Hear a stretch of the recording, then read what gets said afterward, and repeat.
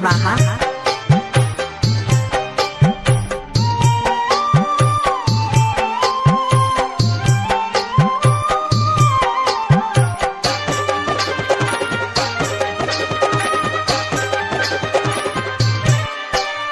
सुनिए बलम अब करी जन देरिया, दौरा उठाई भइल अरघ के बेरिया।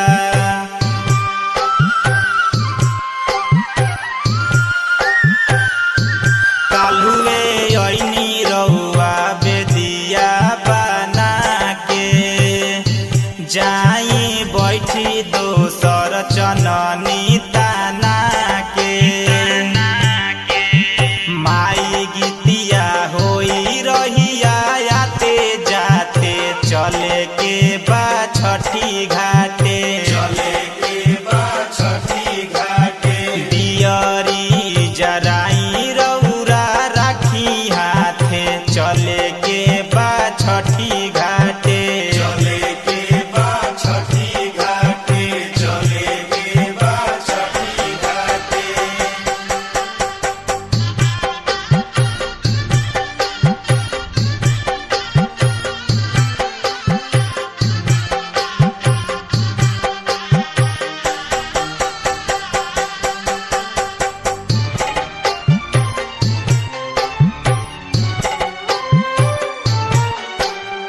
जुटल बालो नर नारी गाँव भक बिटिया, झूमी झूमी गावता लो छठी माई के गीतिया।